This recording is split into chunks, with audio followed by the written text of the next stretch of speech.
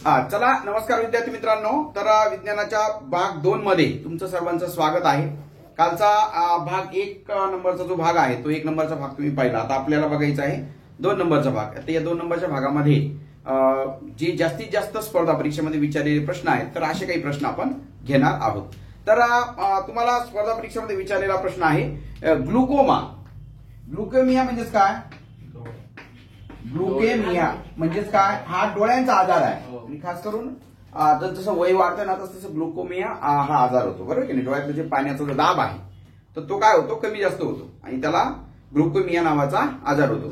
तर मग त्याच्यावर ट्रीटमेंट आहे व्हिटॅमिन ई जे आहे ना ते व्हिटॅमिन ई ची ट्रीटमेंट त्याच्यावरती आहे. तुम्हाला असं विचारलं होतं ग्लुकोमिया हा आजार कोणत्या याला संबंधित आहे, म्हणजे कोणत्या अवयवाला होतो? तर कोणत्या अवयवाला होतो? मग डोळ्याला होतो, बरोबर. त्याच्यानंतर पुढचं तुम्हाला अजून प्रश्न विचारलाय रिश्टर स्केल. रिश्टर स्केल हे कशा म्हणजे काय, कोणती तीव्रता मोजण्याचं एकक आहे? भूकंपाची तीव्रता मोजण्याचं एकक आहे रिश्टर स्केल. कोणतं? Richter scale. रिश्टर स्केल जे आहे आता भूकंपाची जी हे असते तर ते सिस्मोग्राफ काय? सिस्मोग्राफ असतो आणि तिची तीव्रता असते त्याला काय म्हणतात? ते कोणत्या एककाने मोजलं जातं? रिश्टर स्केलने. जर 6च्या वरती जर रिश्टर स्केलने जर भूकंप असेल तर तो जास्त विध्वंसक असतो. 6, 7, 8, 9 आपल्या किल्लारीला भूकंप झाला होता 1993 ला. सगळे जमीन म्हणजे पूर्ण घर खाली अशी पडली होती. खूप खतरनाक असं काम झालं होतं 1993 मध्ये. मला आठवतं त्यावेळेस मी साधारणतः 8वी 9वी ला असेल. तर त्यावेळेस एकदम खतरनाक असा भूकंप आपल्या याच्यात झाला होता. त्यावेळेस आपल्या महाराष्ट्राचे माननीय मुख्यमंत्री शरद पवार साहेब होते त्या काळचं. ओके. तर भूकंपाच्या एकूण 3 लहरी असतात. एक प्राथमिक तरंग असतात, द्वितीयक आणि तृतीयक तरंग असतात. जे प्राथमिक तरंग असतात ते लवकर जमिनीवर येतात, ते जास्त विध्वंसक नसतात. द्वितीयक तरंग हे त्याच्या प्राथमिक तरंगापेक्षा जास्त विध्वंसक असतात आणि ते पाण्यामधून जात नाही. तुम्हाला असा प्रश्न येईल कोणते तरंग पाण्यामधून जात नाही? कोणते? द्वितीय तरंग. आणि तृतीय तरंग जे असतात ते तृतीय तरंग हे द्वितीय तरंगापेक्षा जास्त विघातक असतात. आलं? आणि ते सगळ्यात शेवटी पोहोचतात. सर्वात अगोदर प्राथमिक तरंग, नंतर द्वितीय तरंग, नंतर तृतीय तरंग.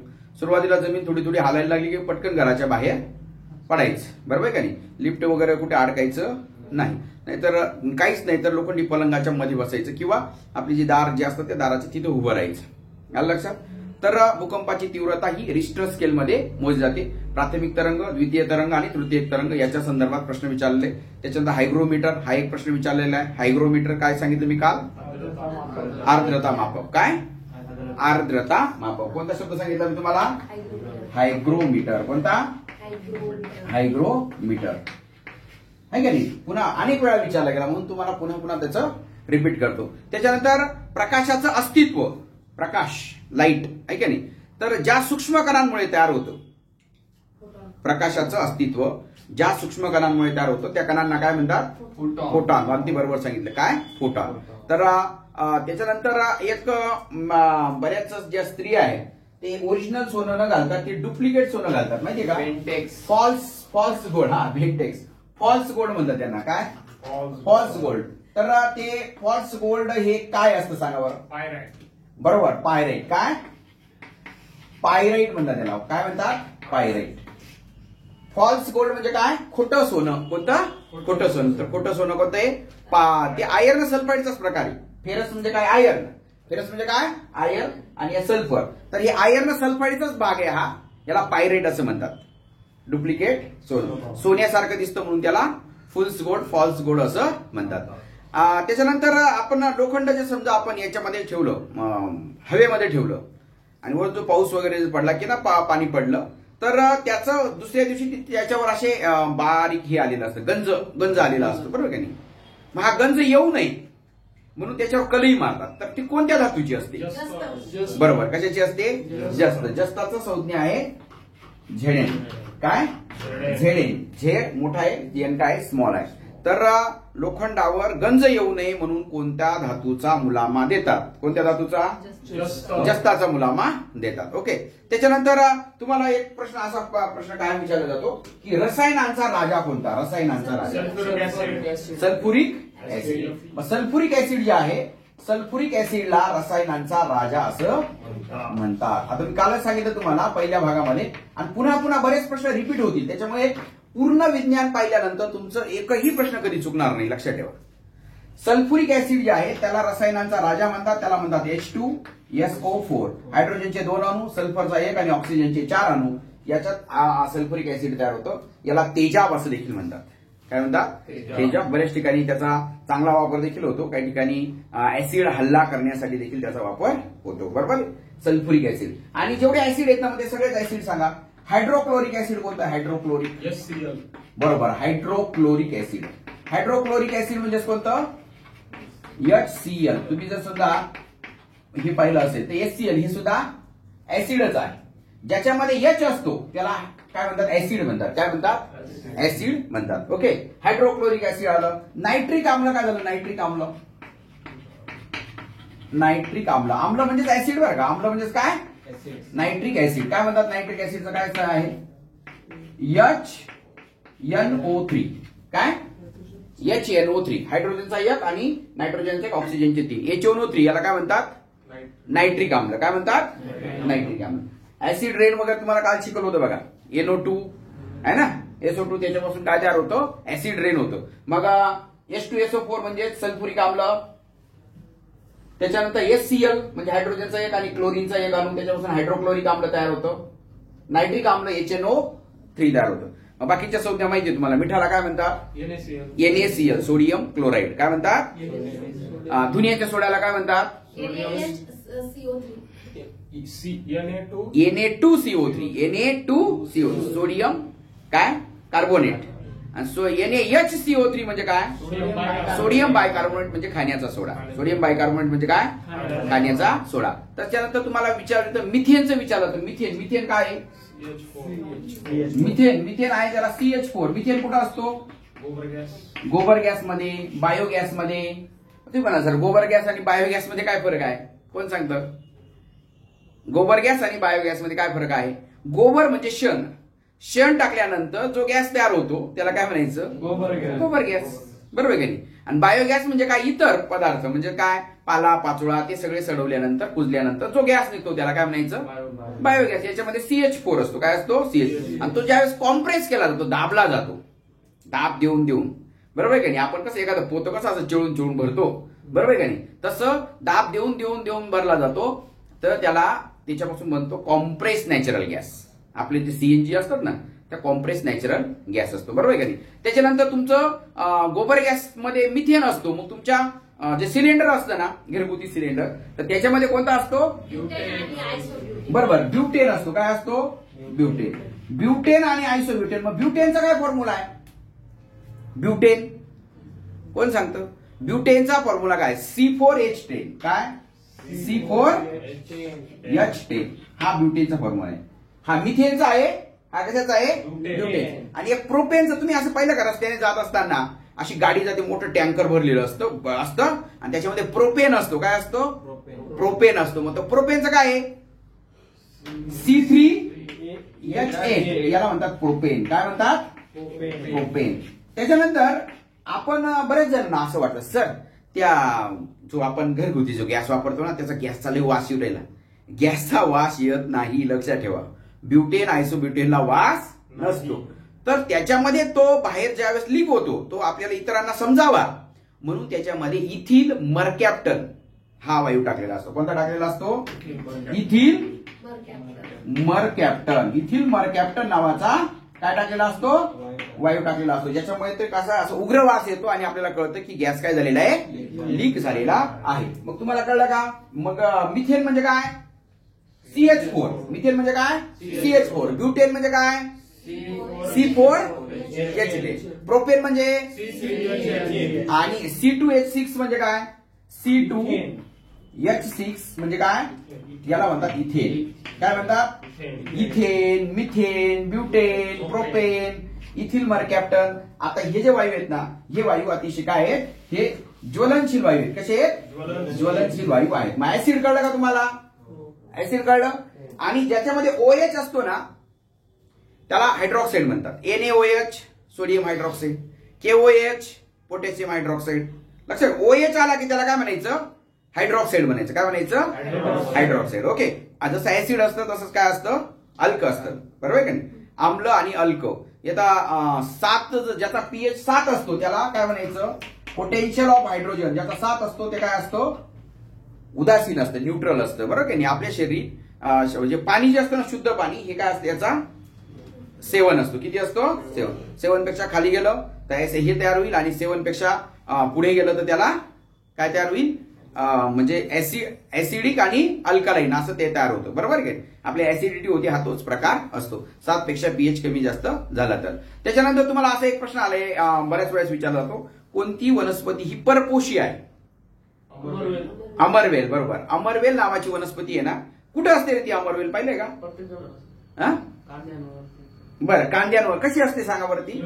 पिवळ्या कलरची. आमच्याकडे पहिले सुरुवातीला आहे ना एक थोराचं झाड असायचं. आम्ही त्याच्याशी हे करून ते चिटकवया वगैरे चिटकवायचो. आलं का लक्षात?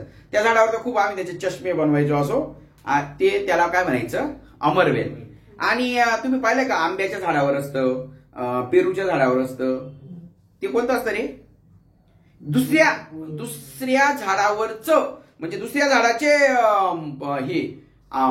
हे असते त्याच्यामध्ये असलेलं त्याला जे आवश्यक असतं न्यूट्रियंट्स ते ओढून घेतं. मग तो कोणता? बांडगुळ म्हणतात त्याला. काय म्हणतात? बांडगुळ. मग अमरवेल, बांडगुळ हे जे आहेत ना याला परपोषी वनस्पती म्हणतात. काय म्हणतात? परपोषी वनस्पती. या स्वतःचं अन्न स्वतः तयार करत नाही, तर बाकीच्या ज्या वनस्पती आता या का तयार करत नाही? कारण त्यांच्यामध्ये हरित लवकच नसतं, हिरवे हेच नसतं. हरित लवक राहिलं तर अन्न तयार करेल. तर इतर वनस्पती स्वतःचं अन्न स्वतः तयार करतात म्हणून त्याला स्वयंपोषी म्हणतात. आणि बांडगुळ, अमरवेल ह्या ज्या वनस्पती आहेत ह्या काय आहेत? परपोषी वनस्पती आहेत. त्याच्यानंतर तुम्हाला असं विचारलं की फुफ्फुसाचं कार्य काय? काय आपलं फुफ्फुस, हृदय याचं कार्य काय? यकृताचं कार्य काय? यकृत काय करतं? पित्तरस सोडतं. ते पित्ताच्या पिशवीमध्ये साठतं. त्याच्यामुळे जे आपलं हे जे असतं ते शरीर अन्न जे असतं ऍसिडिक असेल तर ते अल्कलाईन तयार होतं. काय तयार होतं? अल्कलाईन तयार होतं आणि ते व्यवस्थित पचतं. बरोबर आहे का नाही? म्हणजे जठरात त्याचं काम झालं तसं फुफ्फुस काय करतं? फुफ्फुस आपलं रक्ताचं शुद्धीकरण करायचं काम करतं. काय करतं? रक्ताचं शुद्धीकरण करायचं काम करतं. कळलं का? फुफ्फुस रक्ताचं कारण ज्यावेळेस आपण ऑक्सिजन घेतो आणि कार्बन डायऑक्साईड सोडतो तर ऑक्सिजन रक्तामध्ये मिसळतो. बरोबर आहे का नाही? म्हणजे रक्त शुद्ध करण्याचं काम कोण करतं? फुफ्फुस करतं. आणि हृदय काय काम करतं? रक्त पूर्ण शरीरभर फिरतं ठेवण्याचं काम, रक्ताभिसरण करण्याचं काम, रक्त फिरतं ठेवण्याचं काम तो कोण करतं? हृदय करतं. बरोबर. जठर झालं, हृदय झालं. स्वादुपिंड काय काम करतं? इन्शुलिन सिक्रेट करतं. म्हणजे आपण जी शर्करा घेतली असते शर्करेचं काय करतं? पचन करण्याचं काम ती करत असते. त्याच्यानंतर तुम्हाला असा एक प्रश्न येतो की कोणता वायू जी आपली पृथ्वीवरचं जे वातावरण आहे ना हे उष्ण ठेवण्यास मदत करतो, गरम ठेवण्यास मदत? कोणता? Carbon dioxide. अगदी बरोबर आहे. कोणता? Carbon dioxide. कार्बन डायऑक्साईड म्हणजे काय? सी म्हणजे कार्बन. ओके. परंतु जे ओझोन असतं ना, ओझोन हा पृथ्वीच्या पासून काही अंतरावर असतो. बरं का? 13 किलोमीटर काहीतरी असतो. आणि तो ज्यावेळेस पृथ्वीवर सूर्याची ज्यावेळेस किरण येतात, अतिनील किरण असतात सूर्याची, त्याला म्हणतात अल्ट्राव्हायलेट रेज. काय म्हणतात? Ultraviolet rays. हे अल्ट्राव्हायलेट रेज गाळून पृथ्वीवर ते पाठवतो. त्याच्यामुळे आपल्याला अल्ट्राव्हायलेट रेज डायरेक्ट आली ना आपल्या त्वचेवर तर त्वचा डायरेक्ट जळून जाईल किंवा झाडं जळून जातील, काहीच राहणार नाही. म्हणून त्याला काय म्हणतात? ओझोन. काय म्हणतात? ओझोन. तर ओझोन दिन सुद्धा आपण पाळतो. आता काही ठिकाणी एक ओझोनला काय पडलं, थोडंसं हे पडलं म्हणे, त्याच्यामुळे बर्फ वितळायला लागला. बर्फ वितळला तर समुद्राची पातळी काय होईल? वाढून जाईल. आजूबाजूचे शहरं काय होतील? डुबून जातील. अलग लक्षात. म्हणजे ओझोन खूप महत्वाचं आहे. म्हणून ओझोन आणि जे आपले जे शीतपेटे असतात ना, एसी किंवा फ्रीज, त्याच्यामध्ये जो वायू वापरतो आपण क्लोरोफ्लोरोकार्बन, CFC आहे की नाही? तर CFC नावाचा जो वायू असतो तो हा ओझोन कमी करण्याला मदत करतो. ओझोनला धोका पोहोचवण्याचं काम हा हे करतो. त्याच्यामुळे ते वापरायला आता काय आलं? थोडंसं बंदी आणतायत. बरोबर का नाही? जेणेकरून तो ओझोनचा थर कमी होणार नाही आणि पृथ्वीवरचं वातावरण काय होणार नाही. नाहीतर ते जर ओझोन जर निघून गेला तर डायरेक्ट अल्ट्राव्हायलेट रेज खाली येतील, सगळ्या वनस्पती काय होतील? जळून जातील. आलं लक्षात? तो क्लोरोफ्लोरोकार्बन. त्याच्यानंतर तुम्हाला असा एक प्रश्न विचारला गेलाय की आपल्या जी प्रौढ व्यक्ती असेल, प्रौढ व्यक्तीच्या नाडीचे ठोके किती असतात? किती ठोके असतात? 72 ठोके असतात. आणि आपला रक्तदाब किती असतो? 80 ते 120. आणि जर समजा अटॅक येऊ नये म्हणून एक गोळी देतात, माहिती का तुम्हाला? आणि जर अटॅक आला ना त्या अटॅक वाल्या माणसाला किंवा अटॅक येण्याच्या अगोदर बरोबर एस्पिरिन नावाची, कोणती एस्पिरिन, हृदय एस्पिरिन नावाची, म्हणजे रक्त काय करतं, पातळ करायचं काम करतं. काय एस्पिरिन काय करतं, हृदयाचा झटका येऊ नये म्हणून कोणतं औषध वापरतात, एस्पिरिन नावाचं औषध वापरतात. आता मग तुम्हाला असं म्हणेल सर अटॅक कावर येतो, अटॅक येण्याचं पहिलं कारण असं आहे की जे लोक धूम्रपान करतात, सिगरेट ओढतात, बिडी ओढतात, आहे की नाही, धूम्रपानामुळे सुद्धा होतात. काहींना जास्त बायको ताण देत असेल, नवरा ताण देत असेल तरी सुद्धा अटॅक येण्याचं प्रमाण असतं. त्याच्यानंतर काहींना खूप कोलेस्ट्रॉलचं प्रमाण जर जास्त असेल तरी सुद्धा त्यांना अटॅक येतो. आणि एखादा खूपच लठ्ठ आहे, अति लठ्ठ आहे, एखाद्याला डायबिटीस आहे, तर ह्या कारणांमुळे काय होतो, अटॅक येण्याचं प्रमाण वाढतं. अलग लक्षात. आता जे हृदय असतं आपलं हृदयाला एकूण 4 आवरणं असतात. किती आवरणं असतात, 4 आवरणं असतात, बरोबर आहे का नाही.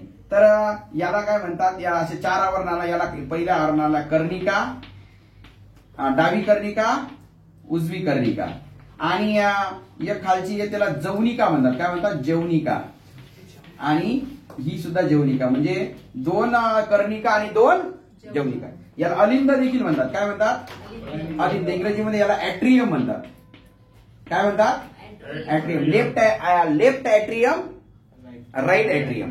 काय, लेफ्ट ऍट्रियम आणि राईट ऍट्रियम. आणि जे जवनिका आहेत ना त्याला व्हेंट्रिकल म्हणतात. काय म्हणतात, व्हेंट्रिकल. व्हेंट्रिकल म्हणजे काय, लेफ्ट व्हेंट्रिकल आणि राईट व्हेंट्रिकल. तुम्हाला असं विचारलं हृदयाला एकूण किती कप्पे असतात, 4 कप्पे असतात. काही जण म्हणतात माझ्या एका हृदयाच्या एका कप्प्यात तू आहे,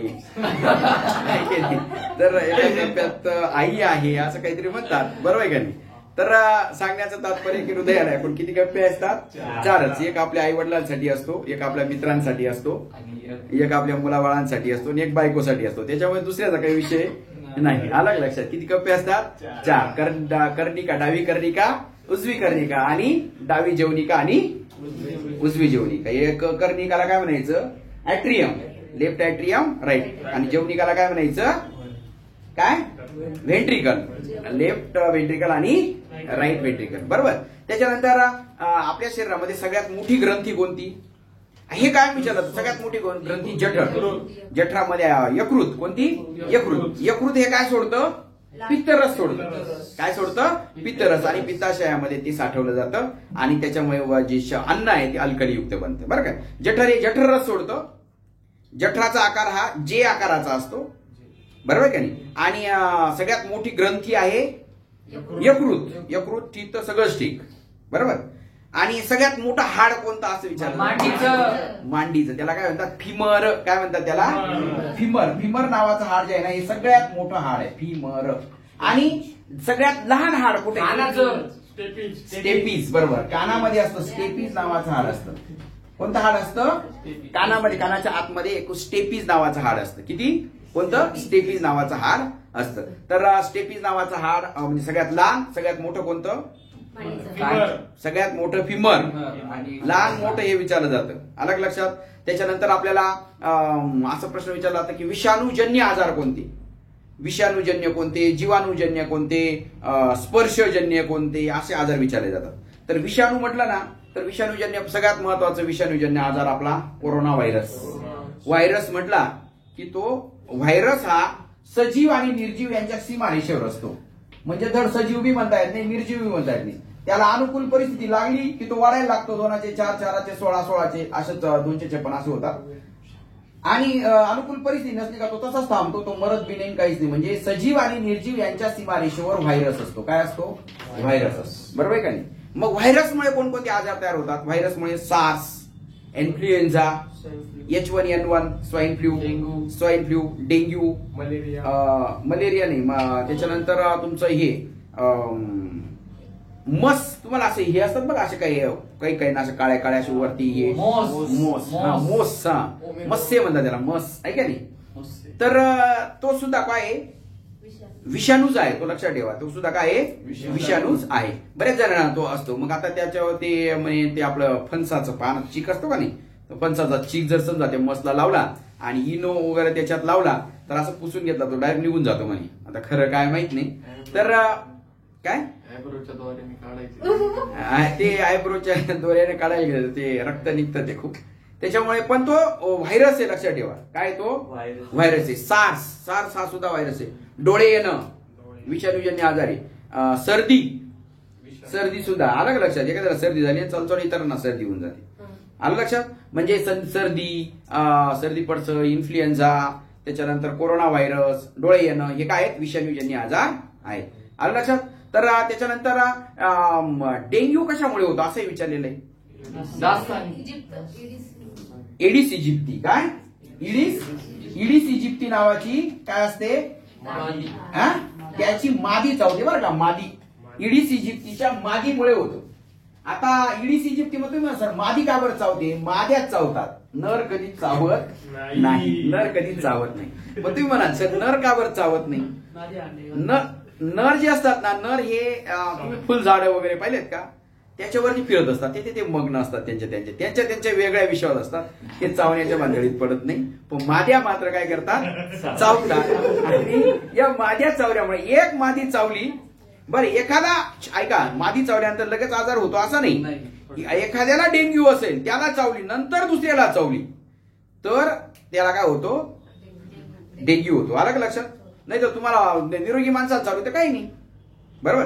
पण एखाद्याला ऑलरेडी डेंग्यू झालाय, त्याने एडिस इजिप्तीचे डास चावला आणि तो असा त्याच्यावर आहे ना, तो लगेच ओळखायला होता. तर त्याला वाघासारखे असे पट्टे असतात आहे ना, काळे काळे झबऱ्यासारखे पट्टे असतात, तो लगेच ओळखायला येतो. तर इडिस इजिप्ती नावाच्या डासाची मादी चावल्यानंतर काय होतो, डेंग्यू होतो. लक्षात ठेवा. पण डेंग्यू अतिशय अवघड आहे. त्याच्यामध्ये प्लेटलेट्स कमी होतात. रक्त जे आहेत ना, रक्त म्हणजे असं पातळ व्हायला सुरुवात होतं. रक्त एकदा पातळ जास्त व्हायला लागलं, शरीराच्या कोणत्याही भागातून रक्त यायला लागतं. प्लेटलेटचं कार्यक्रम करून देतो. त्याच्यानंतर आता सगळ्यात महत्वाचे जे आता कोर्टात केसेस आहेत, त्या म्हणजे काय, हे पोरग माझं नाहीच. काय, हे पोरग माझं नाही. कोणती टेस्ट केली जाते, DNA. कोणती, डीऑक्सिरायबो न्यूक्लिक ऍसिड. अनुवंशिकता ओळखण्यासाठी डीएनएच्या टेस्ट केल्या जातात. कशाच्या, डीएनएच्या टेस्ट केल्या जातात. कळलं का. डीऑक्सिरायबो न्यूक्लिक ऍसिड असं म्हटलं जातं. डीएनएचा शोध फ्रेडरिक मिशर यांनी लावला. कोणी, ज्याला काही काम नव्हतं, बरोबर आहे का नाही, त्याने याचा शोध लावून दिला. आता काय, आता अशा भांडणं व्हायला लागली, हा एक पोरग माझं नाहीच, हे माझ्यासारखं दिसत नाही, हे पोरग माझं नाहीच. अशा भानगडी कोर्टामध्ये खूप आहेत, लक्षात ठेवा. तर डीएनएचा शोध लावला फ्रेडरिक मिशरने. ओके. म्हणजे माता पित्यांची ओळख, ही याचे वडील कोण, याची आई कोण, याचे वडील कोण, याची आई कोण, हे ओळखण्यासाठी डीएनएचा वारसा हक्क निश्चित करण्यासाठी डीएनए टेस्ट केली जाते. कोणती, डीएनए टेस्ट केली जाते. त्याच्यानंतर आपल्याला त्वचा मार्फत स्पर्श, त्वचेने काय होतो, स्पर्श होतो. तर नाकामार्फत काय होतो, एकूण 5 ज्ञानेंद्रिय आहेत. कोणकोणते ज्ञानेंद्रिय आहेत सांगा बरं. नाक, कान, जीभ, त्वचा, डोळे. बरोबर. डोळ्यांनी आपल्याला 83% नॉलेज मिळतं. डोळे सगळ्यात महत्वाचे आहेत. त्याच्यामुळे डोळे, त्याच्या कानाने ऐकू येतं म्हणजे आपल्याला आवाजाचं ज्ञान होतं. जिभेने काय, चव कळते. एकूण चवी किती आहेत, गोड, आंबट, कडू, तुरट, खारट. 5 चवी आहेत. आलं का लक्षात. बरेच जण तिखट म्हणतात, तिखट ही चव नाही. तिखटामुळे काय होतं, जीभ जळते है ना, दाह होतो. त्याच्यामुळे काय होतं, त्याला तिखटला चव म्हणतात. तिखट चव नाही, लक्षात ठेवा. बरोबर का नाही. जर जिभेच्या कोणत्या याला कोणती चव असते, शेंड्याला गोड चव असते, मध्ये असे वेगवेगळे चवी असतात. सगळ्यात शेवटी ती कडू चव असते. या चवी ज्या आहेत ना, या चवी लक्षात ठेवा. त्याच्यानंतर आपण ते जसं हे येणार आहे ना, धडे येणार आहेत ना, आपण सगळं पाहणार. पण सगळ्यात महत्वाचे जास्त प्रश्न कशावर विचारलेत हे आपण बघतोय. त्याच्यानंतर अनुवंशशास्त्रज्ञ आहे. अनुवंशशास्त्राचे जनक कोण, तर अनुवंशशास्त्राचा जनक सिद्धांत हा त्याने मेंडेलने, चार्ल्स मेंडेलने हे केलेले, मेंडेलने. आणि उत्क्रांतीवादाचा सिद्धांत चार्ल्स डार्विन. कोण, चार्ल्स डार्विन. आणि अनुवंशशास्त्राचा मेंडेलने. आणि वाफेचं इंजिन कोणी तयार केलं, जेम्स वॅटने. कोणी, जेम्स वॅट. आता मेंडेलने अनुवंशाचा शोध लावला. कशावर, वाटाण्याच्या झाडावर त्याने हे प्रयोग केले होते. कशावर, वाटाण्याच्या झाडावर. मग त्याच्यानंतर अल्फ्रेड नोबेलचं काल सांगितलं, डायनामाइटचा त्याने शोध लावला 1867 मध्ये. बरोबर का नाही. ते स्फोटकाचा शोध लावला. आणि तो त्याच्यामुळे जेवढे पैसे आले त्याने स्वीडनच्या बँकेमध्ये ठेवले. त्याच्या व्याजावर तो दरवर्षी काय, नोबेल पारितोषिक देतो आहे ना. आता शांततेचं नोबेल पारितोषिक ओस्लो येथे देण्यात येतं. कुठं? ओस्लो, नॉर्वेची राजधानी ओस्लो येथे शांततेचं नोबेल पुरस्कार देण्यात येतो. आणि बाकीचे जे आहेत तर ते स्वीडनची राजधानी स्टॉकहोम, कुठं? स्टॉकहोम येथे काय करण्यात येते? देण्यात येतो. बरोबर की नाही? अल्फ्रेड नोबेल, लक्षात ठेवा, किती? 1867 मध्ये. ओके. त्याच्यानंतर भाभा ॲटॉमिक रिसर्च सेंटर कुठे आहे? मुंबईला. बार्क म्हणतात त्याला. काय म्हणतात? बार्क म्हणजे अणु संशोधन केंद्र. अणुवर एक हे चालू आहे. तर 1954 मध्ये सुरू झालं होतं आणि हे अतिशय महत्वाचं त्याच्यावर संशोधन चालू असतं. काय नाव आहे त्याचं? Bhabha atomic research centre. Bhabha atomic research centre, BARC म्हणतात त्याला. काय म्हणतात? बार्क म्हणतात. आणि याची जी स्थापना आहे होमी बाबा यांनी 1954 मध्ये केली होती. कधी? होमी बाबा यांनी 1954 मध्ये केली होती. अणुवर संशोधन केलं जातं आहे का नाही? युरेनियमच्या, आता बघा, 1000 टन कोळसा जाळल्यानंतर जेवढी उष्णता तयार होते तेवढं 1 किलो युरेनियम पासून तयार होते. 1000 टन कोळसा जाळल्यानंतर किती धूर निघणार, किती हे होणार, राख होणार आणि किती बानगडी होणार. बरोबर आहे का नाही? आता मस्साजोगचं प्रकरण माहितीये तुम्हाला, संतोष देशमुखांचं, ते राखीव आहे की नाही? तर सांगण्याचं तात्पर्य असं आहे की या गोष्टीमुळे म्हणजे अणु जर वापर केला तर आपल्याला कमीत कमी काय लागेल? इंधन लागेल, धूर होणार नाही, धूळ होणार नाही. पण त्याला ग्राफाईटच्या विटा वगैरे हे करावं लागतं आणि काही कालावधीतच आपल्याला ते वापस यावं लागतं. ते खूप अवघड आहे, लक्षात ठेवा. पण मग ते चांगलं आहे, आलं लक्षात. त्याच्यानंतर आपले इन्शुलिन कुठून निघते? इन्शुलिन स्वादुपिंडातून. स्वादुपिंडाला इंग्लिशमध्ये काय म्हणतात रे? पॅनक्रियाज म्हणतात. काय म्हणतात? मग इन्शुलिन काय काम करतं? काय काम करते इन्शुलिन? आपण ज्यावेळेस शर्करा घेतो, कोणताही पदार्थ खाल्ला की शर्करा जाते, बरोबर का नाही? शर्करा जाते. तर शर्करेचं पचन करण्याचं काम इन्शुलिन करतं. आणि ज्या लोकांना डायबिटीस नावाचा आजार असतो, मधुमेह, तर त्यांना इन्शुलिन टोचावं लागतं. काय करावं लागतं? इन्शुलिन टोचावं लागतं, मग जेवण करावं लागतं. त्याच्यानंतर सापेक्षतावादाचा सिद्धांत कोणी मांडला?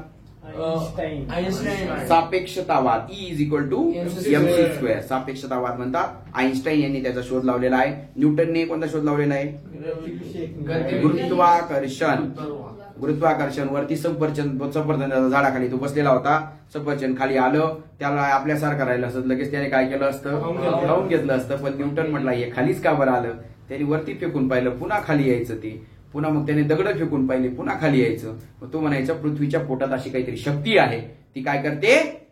एखादा पदार्थ आपल्याकडे आकर्षण करून घेते. आणि मग तेव्हापासून शोध लागला गुरुत्वाकर्षण. तो शोध कोणी? न्यूटनने लावला आहे ना. त्याला म्हणतात आयझॅक न्यूटन. काय? आयझॅक. गतिविषयक नियम देखील मांडले त्यांनी. पहिला नियम आहे जडत्वाचा, दुसरा संवेगाचा, वस्तुमान आणि वेग यांचा गुणाकार, आणि तिसरा क्रिया प्रतिक्रिया बल यांची परिमाणे समान असतात, दिशा मात्र परस्पर विरोधी असतात.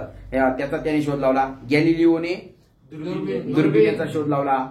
त्याच्यानंतर वाफेवर चालणारं जे इंजिन आहे, वाफेवर, जेम्स वॅट यांनी लावला. कोणी लावला? James watt. त्याच्यामुळे जेम्स वॅट जो आहे तो म्हणजे तिथं जे औद्योगिक जगात सर्वात अगोदर औद्योगिक क्रांती जी झाली, मशीनवर कपडे तयार करणं, मशीनवर वस्तू तयार करणं, ही क्रांती जी झाली ना, ही सगळी युरोपमध्ये पहिल्यांदा इंग्लंडमध्ये सुरू झाली. कुठं? इंग्लंडमध्ये. अनेक इंजिन म्हणजे या वाफेच्या इंजिनाचा शोध त्याच्यामध्ये अतिशय महत्वाचा होता.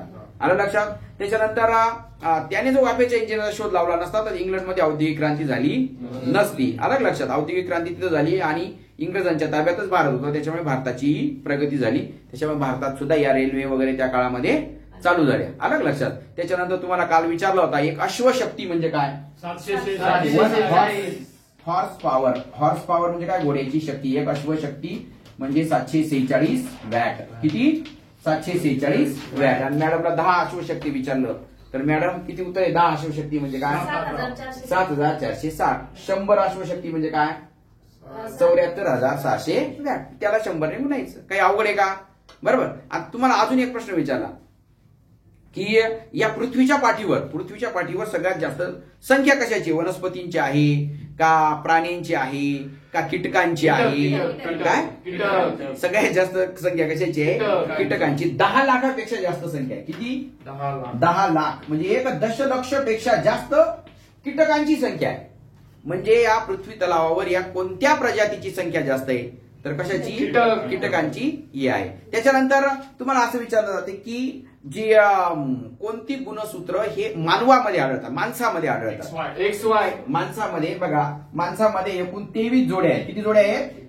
23. म्हणजे पुरुषामध्ये सुद्धा 23 आहेत आणि स्त्रीमध्ये सुद्धा किती आहेत? 23 आहेत. मग पुरुषामध्ये 23 जोड्या म्हणजे 46 गुणसूत्र आहेत. किती? 46 गुणसूत्र. मग 23 पैकी 22 ज्या जोड्या आहेत ना पुरुषाच्या एक सेक्स असतात आणि स्त्रियांच्या 23च्या 23 जोड्या काय असतात? एक सेक्स असतात. आणि एक जोडी जी आहे ती काय आहे? XY आहे. ओके. आणि याचे सगळेच एक सेक्स जोड्या आहेत. म्हणजे पुरुषाचा X गुणसूत्र, पुरुषाचा X आणि स्त्रियेचा X, दोघं X जॉईन झाले तर मुलगी होते. काय होते? मुलगी होते. आणि पुरुषाचा Y आणि स्त्रियेचा X आणि XY असं तयार झाला तर XY तयार झाला तर मुलगा होतो. काय होतो? मुलगा होतो. मुलगी केव्हा होते? X. म्हणजे हे संपूर्णपणे मुलगा होणं किंवा मुलगी होणं हे कोणावर अवलंबून आहे? त्याच्या वडिलांवर, पुरुषावर अवलंबून आहे, स्त्रीवर अवलंबून नाही. आणि बरेच जण म्हणतात ही कणी पांढऱ्या पायाची आणि हिला कणी पोरगाच होत नाही आणि कणी असंच होतंय. अरे येड्या, तुझ्यामध्येच काहीतरी प्रॉब्लेम आहे, तुझा Y गुणसूत्र मॅच होत नाही. आता ती काय करणार आहे? बरोबर आहे का नाही? त्याच्यामुळे मुलगा होणं किंवा मुलगी होणं हे कोणावर अवलंबून आहे? पुरुषावर अवलंबून आहे. त्याच्यानंतर हिपेटायटिस. काय हिपेटायटिस म्हणजे काय मॅडम? हेपेटायटिस म्हणजे काय असा प्रश्न विचारलाय. हेपेटायटिस कोणत्या अवयवाला होतो? यकृताला होतो. पण हेपेटायटिस म्हणजे काय? कावीळ. हेपेटायटिस कशाला होतो? हेपेटायटिस हा कावीळ. हेपेटायटिस म्हणजे काय? कावीळ. कशाला, कोणत्या अवयवाला होतो? यकृत. बरोबर आहे का नाही? कावीळ असं म्हणतो ना, त्याचे डोळेच तसे आहेत, त्याला कावीळ झालेला कसं सगळं पिवळं दिसतं, तसं त्याची नजरच तशी आहे, त्याला सगळे वाईटच दिसतात. तसं हेपेटायटिस हा यकृताशी संबंधित आजार आहे. बरोबर. सांगा LPG मध्ये सांगा मॅडम कोणता? ब्युटेन आणि आयसोब्युटेन. मोबाईल पाहायचा नाही. ब्युटेन आणि आयसोब्युटेन. आणि गॅसमध्ये आपल्या गोबर गॅसमध्ये किंवा बायोगॅसमध्ये कोणता वायू असतो रे? मिथेन. कोणता? मिथेन. आणि गॅसचा वास यावा आपल्या घरातल्या गॅसचा आणि लिकेज झाल्यावर तर काय टाकतात त्याच्यामध्ये? विसरून गेला. इथिल मरकॅप्टन. काय? इथिल मरकॅप्टन. लिहून घ्यायचं. इथिल मरकॅप्टन. आलं लक्षात? त्याच्यात तुम्हाला विचारतं गॉयटर. गॉयटर माहितीये का तुम्हाला? अशी एवढं मोठी गाठ असते इथं. गॉयटर माहितीये का तुम्हाला? तर गॉयटर म्हणजे गलगंड. काय मराठीमध्ये काय शब्द आहे? गलगंड. गॉयटर. तर गॉयटर हा जो आजार आहे हा कशाच्या अभावामुळे होतो? म्हणजे काय? आयोडीनच्या अभावामुळे होतो. आणि कुठे होतो हा? बरोबर. ती उंच भागात होतं. बरोबर आहे. ते उंच भागात म्हणजे काय? आयोडीन जे असतं ना, समुद्री पदार्थांमध्ये आयोडीन असतं. म्हणजे समुद्री तुम्ही मासे खात असाल, समुद्री मीठ खात असाल तर त्यांना आयोडीनची कमतरता राहत नाही, कारण समुद्राच्या पाण्यात ते असतं. पण जे उंच पर्वतावर जे लोक राहतात ना त्यांना ते शुद्ध पाणी पितात आणि शुद्ध पाण्यात त्याच्यामध्ये आयोडीन नसतं. आणि त्याच्यामुळे उंच ठिकाणी राहणाऱ्या, उंच पर्वतावर राहणाऱ्या लोकांना त्यांनी जर आयोडीन युक्त मीठ वापरलं नाही तर त्यांना गलगंड म्हणजे गॉयटर नावाचा काय होतो? आजार होतो. बरोबर आहे का नाही? आणि त्याच्यात जे थायरॉइड आहे ना, हे थायरॉइड हार्मोनसाठी आयोडीनची आवश्यकता असते. बरोबर आहे.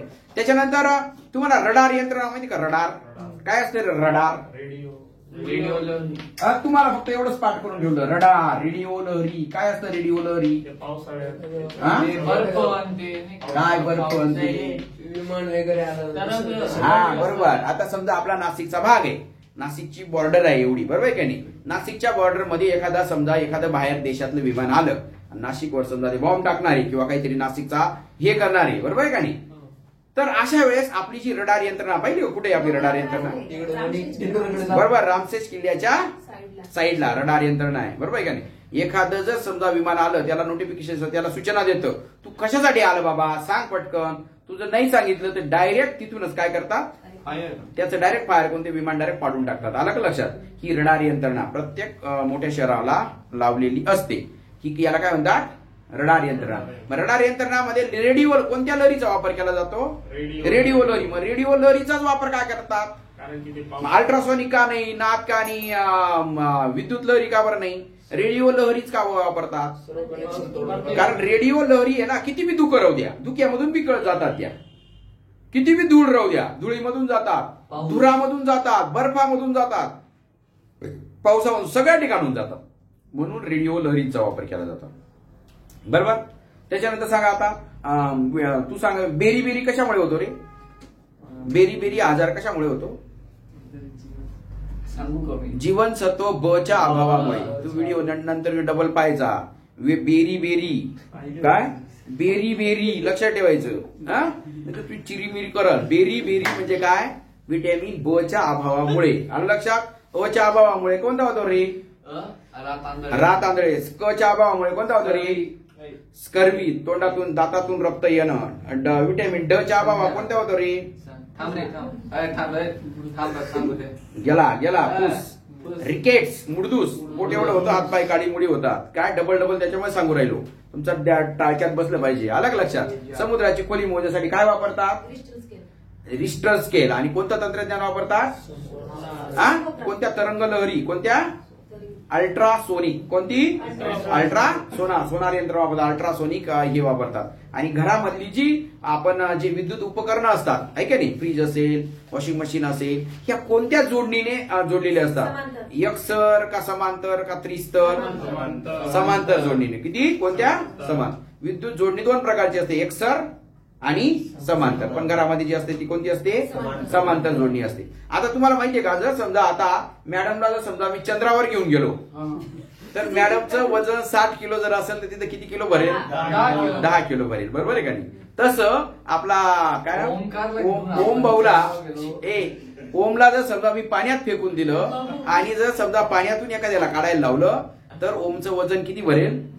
जास्त भरेल का कमी भरेल? कमी भरेल. काय म्हणजे एखादी वस्तू जर पाण्यात बुडवली, पाण्यात एखादी वस्तू, पाण्यात 200 किलोचाही माणूस आपण असा उचलू शकतो. अलग लक्षात. कारण काय? त्याचं वजन काय होतं? पाण्यात त्याचं वजन कमी होतं. पाण्यात त्याचं काय होतं? वजन त्याचं कमी होतं. अलग लक्षात. पाण्यामध्ये वजन कमी होतं. आणि वजनाचं एकक, वजनाचं एकक काय? SI म्हणजे सिस्टीम इंटरनॅशनल मॅडम. आंतरराष्ट्रीय पद्धतीमध्ये त्याचं वजनाचं एकक आहे न्यूटन. वजनाचं एकक आहे न्यूटन. आणि आपण काय म्हणतो? वजन त्याचं 40 किलोग्रॅम आहे, 50 किलोग्रॅम आहे. तर वजन नसतं, ते वस्तुमान असतं. काय असतं? वस्तुमान म्हणजे पदार्थामधील असणारा द्रव्य संचय. ते किलोग्रॅम, ग्रॅम मध्ये मोजलं जातं. कळलं का? वस्तुमान, मास असतं, ते मास मोजलं जातं. आणि वजन कशामध्ये मोजलं जातं? न्यूटन मध्ये. वजन कशामध्ये मोजलं जातं? न्यूटन मध्ये मोजलं जातं. ओके. त्याच्यानंतर भूकंपाची तीव्रता, सिस्मोग्राफ. रिश्टर स्केलने, ते एकक आहे रिश्टर स्केल, पण कशाने मोजलं जातं? सिस्मोग्राफ. कोणता? सिस्मोग्राफ. कळलं का? सिस्मोग्राफ. आणि त्याच्यामध्ये किती तरंग असतात? 3. प्राथमिक तरंग, द्वितीयक तरंग आणि प्राथमिक तरंग लवकर येतात, जास्त विघातक नसतात. द्वितीय तरंग नंतर लेट येतात, प्राथमिक तरंगानंतर येतात. ते जलामधून, पाण्यामधून जाऊ शकत नाही. आणि शेवटचा जे त्याला तृतीय तरंग, त्याला पृष्ठ तरंग म्हणतात. काय म्हणतात? पृष्ठ तरंग. हे सगळ्यात शेवटी येतात, पण मात्र अतिशय घातक असतात. अलग लक्षात. सुरुवातीला प्राथमिक तरंग येतात, मग प्राथमिक तरंग आल्यानंतर थोड्या वेळानंतर काय? द्वितीयक येतात, आणि नंतर पृष्ठ तरंग येऊ शकतात. त्याच्यामुळे भूकंप झाल्यानंतर मोकळ्या ठिकाणी काय करायचं? उभं राहायचं आहे. बरोबर. त्याच्यानंतर एक आयसोबार म्हणून एक घटक असतो. आयसोबार. याचाही बराच वेळा प्रश्न येतो. आयसोबार. मी तुम्हाला काल हे शिकवलं होतं. काय? अणू शिकवलं होतं. अणू. बरोबर आहे का नाही? अणूमध्ये काय काय असतं? अणूचं केंद्रक असतं. काय असतं? याला म्हणतात केंद्र, सेंटर. काय म्हणतात? केंद्र. केंद्रकामध्ये प्रोटॉन असतात आणि न्यूट्रॉन असतात. आणि बाहेर काय असतात? इलेक्ट्रॉन असतात. पहिल्या कक्षेत 2, दुसऱ्या कक्षेत 8, तिसऱ्या कक्षेत 18, 2n² एवढे इलेक्ट्रॉन असतात. बरोबर का नाही? जेवढे प्रोटॉन असतात, म्हणजे जेवढे प्लस आहेत, तेवढेच इलेक्ट्रॉन देखील असतात. इलेक्ट्रॉनचं वजन जवळपास नगण्यच असतं, म्हणजे नसतं जवळपास.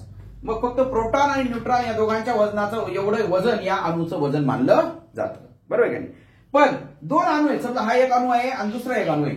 याच्या प्रोटॉन आणि न्यूट्रॉनची बेरीज आणि याच्या प्रोटॉन आणि न्यूट्रॉनची बेरीज जर सारखीच असेल, 2 अणूंच्या प्रोटॉन आणि न्यूट्रॉन यांची बेरीज जर सारखी असेल, तर त्याला आयसोबार म्हणतात. काय म्हणतात?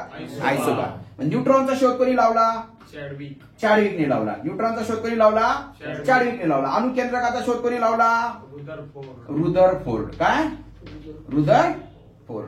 आमचे एक विज्ञानाचे एक शिक्षक होते, ते रुदरफोर्ड ते खूप असं म्हणजे स्ट्रिक्ट होते आणि ते काय त्रास द्यायचे पोरांना, बरोबर आहे?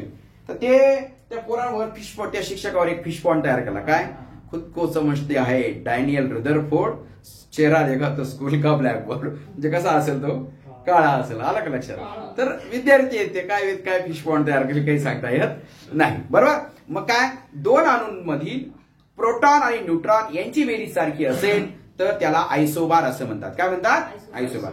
आणि मॅडमचं वजन 90 किलो आहे, तर पृथ्वीवर 90 किलो आहे, तर याच्यावर किती? 15 किलो येईल. आणि जर समजा तुझं वजन 6 किलो आहे तर तुझं वजन किती येईल तिथं? 1 किलो. किती? त्याला 6 ने भागायचं. कशाने भागायचं? 6 ने भागायचं. पृथ्वीचा गुरुत्वाकर्षण शक्ती जर 9.8 असेल, 9.8, मग चंद्राची किती असेल? भागिले 6 करायची. 6 1 6, 1 उरला, 7 3 18 म्हणजे 1.3 मीटर प्रति सेकंद असेल. कळलं का? मग चंद्रावर पाऊल ठेवणारा पहिला कोण रे? नील. बघा, ज्यावेळेस ते हे घेऊन गेले, यान घेऊन गेले मॅडम, तर ते ऑल्ड्रिनला उतरायचं होतं. कोणाला? ऑल्ड्रिनला. पण ऑल्ड्रिनला काय वाटलं, मी जर खाली उतरलो, मी का हवेमध्ये डायरेक्ट गायब होऊन जाईल, मरून जाईल, काय होईल, है का नाही? मग पहिल्यांदा त्याला उतरायला लावलं, पण तो काही उतरत नव्हता. मग 2-3 वेळा सूचना दिल्या, तो उतरला नाही. मग लगेच त्यांनी काय सांगितलं, नेक्स्ट वन. मग लगेच नील आर्मस्ट्रॉंगने पहिला पाऊल ठेवला.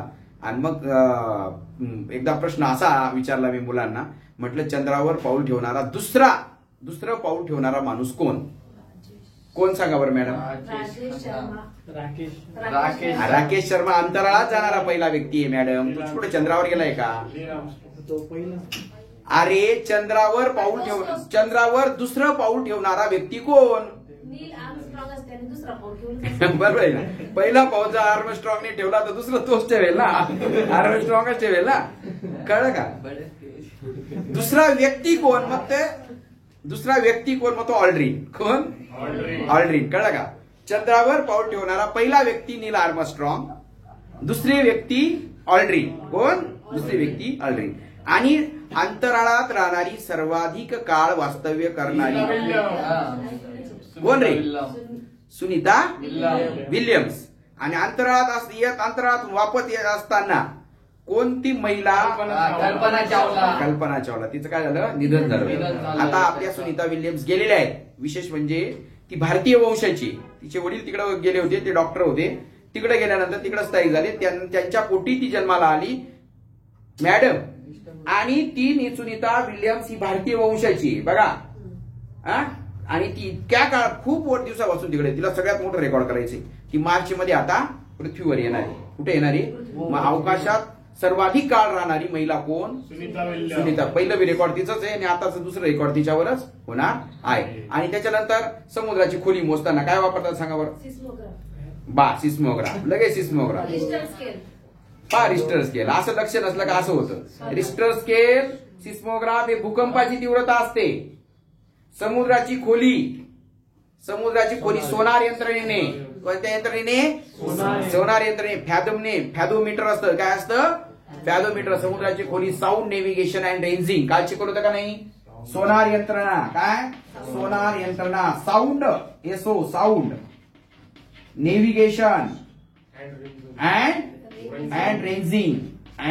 हे जे आहे ना, याला समुद्राची खोली मोजण्यासाठी आता फॅथोमीटरच्या साहाय्याने ही खोली मोजली जाते. आलं का लक्षात? म्हणजे एका सेकंदात किती सेकंदात ते वापस आलं. समजा एका सेकंदात जर वापस आला आणि समुद्राच्या खोलीचा त्या ध्वनीचा वेग जर समजा 1000 मीटर असेल आणि ती एका सेकंदात आलं असेल वापस, म्हणजे अर्धा मिनिटं जायला आणि अर्धा मिनिटं यायला, अर्धा मिनिटात तो 500 मीटर जाईल. म्हणजे तिथं समुद्राची खोली 500 मीटर आहे. किती? आणि जर 2 मिनिटात वापस आलं आणि ध्वनीचा वेग समजा तिथं 1000 आहे, तर मग तिथं किती खोली असेल?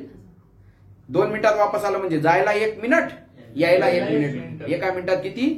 1000. का? 1000 मीटर प्रति एका मिनिटामध्ये, एका सेकंदामध्ये किंवा अशा पद्धतीने ते मोजलं जातं. म्हणजे तुमचा अंदाज आला ना. आणि समुद्रात मध्ये नॉटिकल मैल असते. काय असते? 1852 मीटर असते. एक नॉटिकल मैल म्हणजे काय? 1 नॉटिकल मैल. 1 नॉटिकल मैल म्हणजे किती? 1852 मीटर म्हणजे 1 किलोमीटर आणि 852 मीटर. आणि आपल्याकडे मीटर मैल असतं का नाही? मैल आपलं मैल, ते मैल हे 1609 मीटरचं असतं. किती? 1609 मीटरचं असतं. आपल्या इकडे आहे बघा, इथं 10वा मैल आहे. कुठं राहतो रे सर? 10व्या मैलावर राहतो. 10वा मैल म्हणजे काय? सेंट्रल बस स्टँड पासून 10 मैल म्हणजे 16 किलोमीटर तो दूर राहतो. किती? 16 किलोमीटर काय राहतो? तो दूर राहतो, असा त्याचा अर्थ होतो. आणि नॉटिकल मैल म्हणजे काय? 1852 मीटर. काय? 1852 मीटर. त्याला 1 मिनिट अक्षांश असं देखील म्हणतात. काय म्हणतात? 1 मिनिट अक्षांश असं देखील म्हणतात. अक्षांश म्हणजे आडव्या रेषा. ते शिकवणार आहे मी तुम्हाला. आडव्या रेषा आहे का नाही? अशा आडव्या रेषा असतात. या आडव्या रेषांना 1 अंश म्हणजे 1852 मीटर. ओके. त्याच्यानंतर जी आपली 2 झाडामधली उंची वेग किती फरक आहे हे कोणत्या साधनाने मोजतात? म्हणजे उंचीतला फरक कोणत्या याच्याने मोजतात? अल्टीमीटर. कशाने? अल्टीमीटर. लक्षात ठेवा. काय म्हणतात? अल्टीमीटर. अल्टीमीटर म्हणजे काय? 2 याच्यातलं अंतर, काय उंचीतील फरक मोजण्यासाठी अल्टीमीटरचा वापर केला जातो. मग विद्युत, काल मी काय सांगितलं? विद्युत प्रवाह मोजण्यासाठी काल शिकवलं. विद्युत प्रवाह मोजण्यासाठी अॅमीटर. काय? अॅमीटर. हवेचा दाब मोजण्यासाठी बॅरोमीटर. बाष्पाचं प्रमाण हायग्रोमीटर. बाष्पाचं प्रमाण हायग्रोमीटर. आणि विभवांतर व्होल्टमीटर. विभवांतर काय? व्होल्टमीटर. आणि ओहम रोध आहे ना. विद्युतला किती रोध होतो? किती वाहकाच्या गुणधर्मास किती रोध होतो? विद्युत प्रवाहाला किती अडथळा निर्माण होतो? तर या रोधाला काय म्हणतो? रोधाचं एकक आहे ओहम. रोधाचं एकक आहे ओहम आहे. बरोबर आहे का नाही? आणि मी आता सांगितलं तुम्हाला ओझोन वायू जे आहे त्या ओझोन वायूमुळे कोणते किरण जमिनीपर्यंत येऊ शकत नाही? Ultraviolet rays. कोणते?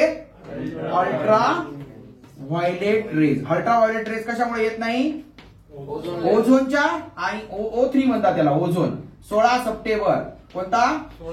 संपूर्ण जगामध्ये 16 सप्टेंबर हा ओझोन दिन म्हणून पाळला जातो. कारण ओझोन कमी व्हायला नको. ओझोन कमी झाला की सगळे पृथ्वी नष्ट होऊन जाईल. लक्षात ठेवा.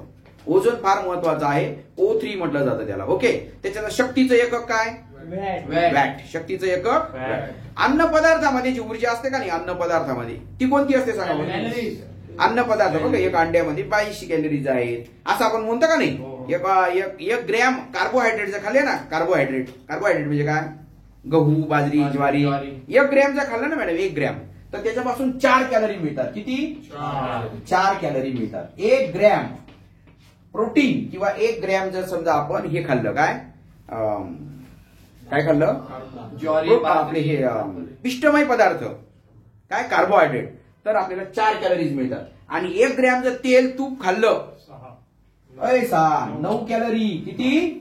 9 कॅलरी. आलं का लक्षात? फॅट्स पासून म्हणजे स्निग्ध पदार्थापासून 9 कॅलरी आणि पिष्टमय पदार्थापासून किती? 4 कॅलरी. 1 ग्रॅम बरं का? 1 ग्रॅम म्हणजे फॅट्स मध्ये पिष्टमय पदार्थांच्या डबलची ऊर्जा असते. किती? डबलची ऊर्जा. आणि हिवाळ्यात आपल्याला ऊर्जेची गरज असते म्हणून आपण तुपाचे पदार्थ खातो, तिळाचे लाडू वगैरे खातो. कारण तिळापासून काय मिळतं? तेल मिळतं. बरोबर का नाही? आणि इन्शुलिनचा काय फायदा आहे रे? इन्शुलिनचा कोण सिक्रेट करतं? इन्शुलिन काय? स्वादुपिंड. बरोबर. मग त्याचा फायदा काय?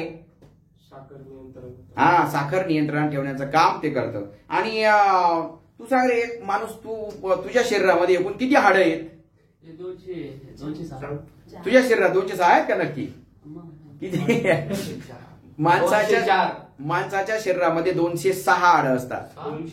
206 हाडं असतात. आणि लहान बालक असतं का नाही त्याच्यामध्ये 270 हाडं असतात. किती?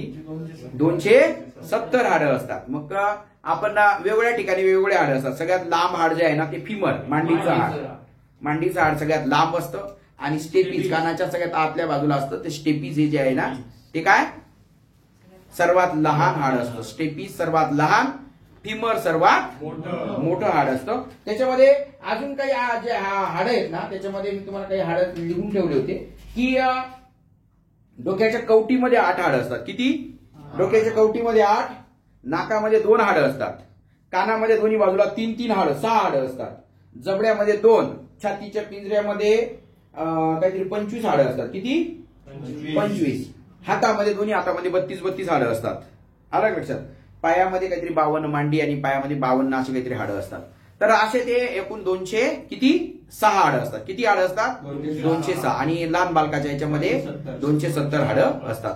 आता तुम्हाला आता सांगितलं हार्ट अटॅक कोणत्या कशामुळे होतो? रक्तातलं कोणतं कशाचं प्रमाण वाढलं तर हार्ट अटॅक येतो? कोलेस्टेरॉल. काय?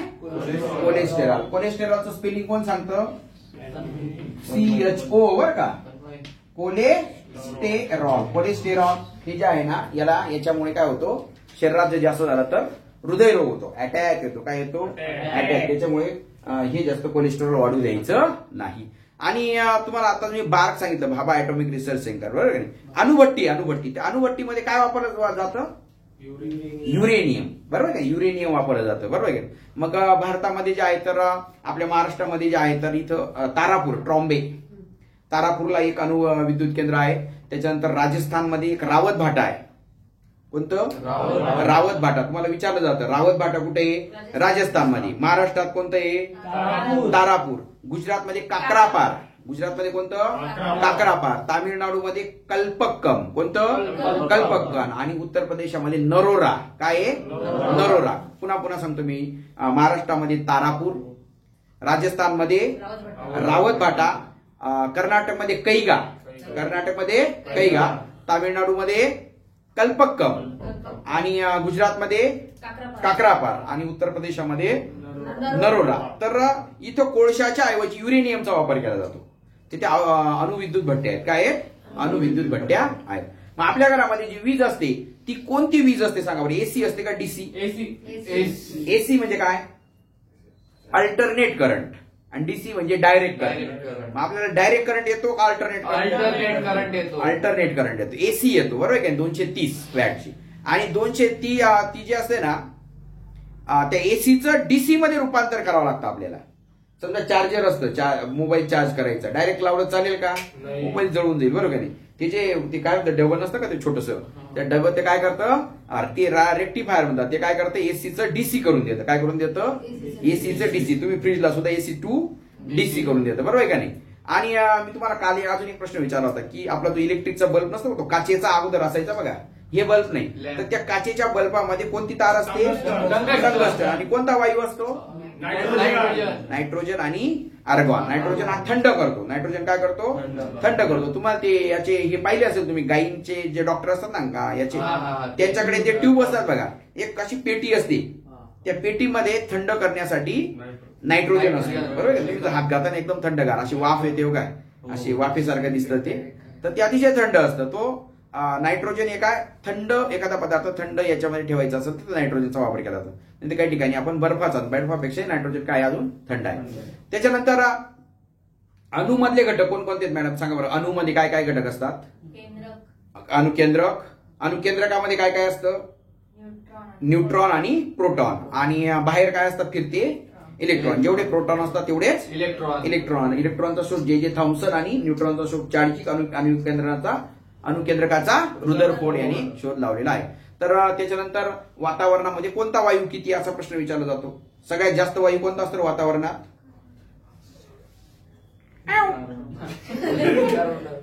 Carbon dioxide.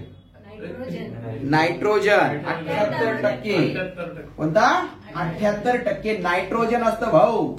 नायट्रोजन 78% असतो. नायट्रोजन जे आहे ना या वाढीसाठी, वनस्पतींच्या वाढीसाठी उपयोगाचा असतो. आणि युरिया असतो ना, युरियामध्ये 46% नायट्रोजन असतं. किती? 46% नायट्रोजन असतो. 78% आपल्या हवेमध्ये नायट्रोजन असतो. ऑक्सिजन 20% असतो. किती टक्के? 20% असतो. त्याच्यानंतर कार्बन डायऑक्साईड जे आहे ते 0.03 असतो. किती? 0. कार्बन डायऑक्साईडचा काय फायदा आहे? हरित. तो आपलं वातावरण गरम ठेवण्याचं काम करतो. तो जर राहिला नाही तर आपण काय होऊन थंड होऊन जाईल. बरोबर आहे का नाही? त्याच्यामुळे कार्बन डायऑक्साईड सुद्धा महत्वाचा आहे. ऑक्सिजन महत्वाचा आहे. नायट्रोजन सुद्धा महत्वाचं. नायट्रोजन 78% आहे. जर नायट्रोजन कमी झाला, ऑक्सिजनचं खूप प्रमाण झालं तर तो ऑक्सिजन आपल्याला घेता येणार नाही. आलं लक्षात? म्हणजे हवेची ही ऑक्सिजन विरळ करण्याचं काम सुद्धा नायट्रोजन करतं. ते सुद्धा महत्वाचं आहे. म्हणजे कोणता वायू किती टक्के आहे हे सुद्धा आपल्याला महत्वाचं आहे. ह्या 20% ऑक्सिजन, 78% तो, आणि 1% सगळे आर्गॉन फार्गॉन काय असेल सगळे जे आहेत कार्बन डायऑक्साईड ते 1% आहे. पाण्याची वाफ वगैरे हे सगळे त्याच्यामध्ये आहे. त्याच्यानंतर सौर भट्टी पाहिली का तुम्ही? सौर भट्टी म्हणजे चूल.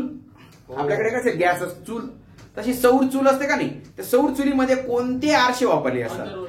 आंतरवक्र. का बरं? आंतरवक्र आरशांमुळे काय होतं, सगळे किरण एकत्र येतात आणि ते याच्यावरती पाठवले जातात. त्याच्यामुळे तो पदार्थ काय होतो? शिजतो. आलं का लक्षात? म्हणजे ते एका ठिकाणी ती एकवटतात. लहानपणी आपण तो असा खेळ खेळायचो बघा, चटका बसतो का नाही? आता करू दाखव असा चटका असं, आणि बरोबर आपण चटका बसला असं करतो. बरोबर आहे का नाही? म्हणजे तो कोणता असतो? आंतरवक्र. काय असतो? आंतरवक्र असतो. बरोबर आहे. आणि तुम्हाला संज्ञा सांगितल्या. सोन्याची संज्ञा काय? AU. चांदीची AG. टंगस्टनची tungsten W. बरोबर. टंगस्टनची कोणती? वोल्फ्रॉम म्हणतात. काय म्हणतात?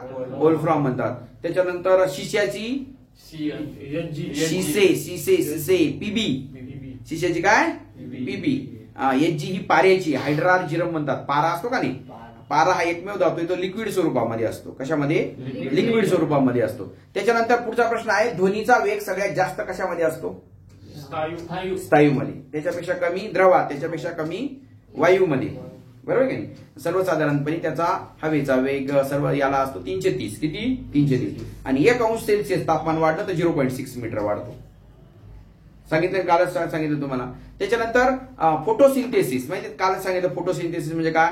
वनस्पती त्याच्यामध्ये हिरवे कण असतात आणि ते जलवाहिन्या पाणी वाहून आणतात. मग पाणी, हरित लवक, सूर्याची उष्णता आणि हवेमधला कार्बन डायऑक्साईड यांच्या सगळ्यांच्या मदतीने वनस्पती अन्न तयार करतात. काय तयार करतात? अन्न तयार करतात. याला फोटोसिंथेसिस म्हणतात. त्याच्यातून ऑक्सिजन वायू बाहेर पडतो. मग दिवसा जर आपण झाडाखाली बसलो तर आपल्याला ऑक्सिजन भरपूर भेटतो. आपल्याला एकदम फ्रेश वाटतं. आणि जर समजा अनंतासारखा जर झोपला त्याला काही लवकर जाग येणार नाही. कळलं का? म्हणून दिवसाचं झाडाखाली मस्त निवांत झोप येते. बरोबर आहे ना? काय? कारण झाडं दिवसा काय देतात? ऑक्सिजन. रात्री झाडाखाली गुदमरल्यासारखं होतं. कारण फोटोसिंथेसिस होत नाही म्हणून झाड काय करतात? कार्बन डायऑक्साईड सोडतात. आपण बी सोडायचा कार्बन डाय, तो बी कार्बन डाय, आणि दोघं कार्बन डायऑक्साईडचं काय होईल? असं गुदमरल्यासारखं होईल. आणि कोणी काय म्हणतं? झाडाखाली गेली रात्री भूत, तर भूतभीत काही नसतं. बरोबर आहे का नाही? तो ते हिरवे जे कण असतात ना त्याला क्लोरोफिल म्हणतात. काय म्हणतात? क्लोरोफिल असं म्हणतात. ओके. त्याच्यानंतर मी तुम्हाला सांगितलं अन्न पदार्थाची ऊर्जा कशामध्ये असते? मोजतात? कॅलरीज मध्ये मोजतात. आणि अनेक वेळा 50 वेळा डेसिबलचा विचारलेला आहे. डेसिबल कशासाठी असते? आवाजाची तीव्रता. आवाज किती तीव्रतेचा आहे? बरोबर आहे की नाही? अंतर कशामध्ये मोजतात? मीटर मध्ये. पाणी, दूध कशामध्ये मोजतात? लिटर मध्ये. विद्युत प्रवाह एम्पियर मध्ये. कशामध्ये? उष्णता ही कॅलरीज मध्ये. कशामध्ये? कॅलरीज मध्ये. तर असे वेगवेगळे मोजण्याचं पुन्हा सांगत राहील तुम्हाला. त्याच्यानंतर कोणत्या जीवनसत्वामुळे हाडं बळकट होतात? Vitamin D. कोवळ्या सूर्यप्रकाशात कोणतं जीवनसत्व असतं? D जीवनसत्व. बरं का? रक्त गोठवण्यासाठी व्हिटॅमिन K. आणि व्हिटॅमिन K जर कमी पडलं तर कोणता आजार होतो? हिमोफेलिया. कोणता? हिमोफेलिया. आणि समजा एखाद्या याला पोरं सोरं होत नसतील तर त्याला कोणतं जीवनसत्व कमी आहे असं म्हणायचं? Vitamin E. हिरव्या पालेभाज्या, मोड आलेली कडधान्य वगैरे तुम्ही खात चला, लक्षात ठेवा. तर पोरं सोरं होणार नाही. व्हिटॅमिन E च्या अभावी वांझपणा होतो. कोणता? वांझपणा. आणि K च्या अभावी काय होतो? रक्त काय होतं? भरभळ वाहतं. जखमेतून रक्त निघालं की ते काही काळानंतर थांबतं. ते कारण कोआग्युलेट होतं. बरोबर का नाही झालं तर आपल्याला रक्त जास्त निघून गेलं तर आपल्याला मृत्यू देखील येऊ शकतो. आणि कोवळ्या सूर्यप्रकाशात कोणतं जीवनसत्व? Vitamin D. आणि गलगंड कशामुळे होतो रे? गलगंड आयोडीनच्या कमी असल्यामुळे. कशामुळे? आयोडीनच्या उंच भागातल्या लोकांना आयोडीनची कमतरता असते म्हणून त्याला गलगंड नावाचा आजार होतो. कोणता? गलगंड. कळलं का? गलगंड आहे ना, इथं होतो. असे मोठे एक असे हे त्या लोकांकडे आपल्याला पाव सुद्धा वाटत नाही, इतकं खतरनाक असतं. आणि मॅडम, डोळ्याचा रेटिना, डोळे जर चांगले ठेवायचे असतील, काळे भोर आणि मस्त सुंदर दिसणे, डोळे सुंदर म्हणजे माणूस सुंदर, तर डोळ्यांची निगा असण्यासाठी कोणतं विटॅमिन जास्त खायचं? Vitamin E. आणि कशामध्ये असतं व्हिटॅमिन E? गाजरामध्ये. गाजर, हिरवी पालेभाज्या, पिवळी फळं वगैरे त्याच्यामध्ये जास्त असतं. आणि नाहीतर मग काय होतं माहितीये का? आपल्या दृष्टीपटलातील जी दंडपेशी असतात, शंकुपेशी म्हणतो, त्याच्यातलं जेप्सिन नावाचं रंगद्रव्य असतं ना, जेप्सिन. ते जेप्सिन काय होतं? कमी होऊन जातं आणि त्याच्यामधला रेटिनॉल हा जो घटक होता याच्यामुळे काय होतो, व्हिटॅमिन ए ची कमतरतेमुळे ते होतो आणि आपल्याला रात्रीचं दिसत नाही. मग रात्री असं जांभळत चालावं लागतं. कोण कुठे आलं का लक्षात? रात्री न दिसणं व्हिटॅमिन आहे. काही जण काय म्हणतात, भोपळा ओलांडला का म्हणे रात्री तांदळे, तर भोपळा आणि ओलांडणा येड्या, तू पहिल्यांदा व्हिटॅमिन ए खाय व्यवस्थित. आलं का लक्षात? त्याच्यानंतर वेगवेगळ्या लसी दिल्या जातात, माहिती का तुम्हाला? लसी आहे की नाही? तर बीसीजीची लस कशाला दिली जाते? क्षय. आणि कुत्रा चावल्यावर कोणती लस देतात? अँटी रेबीज नाही, अँटी रेबीज. कोणती? Anti rabies. कारण कुत्रा जर पिसाळलेला जो कुत्रा चावला तर रेबीज नावाचा आजार होतो, बरोबर आहे का नाही? 16 इंजेक्शन बेंबीवर घ्यावं लागतात. ते आता बंद झालं, आता इथं द्यायला लागले बारीक सुईने. ते काहीतरी इंजेक्शन आता कमी झाले ते इंजेक्शन.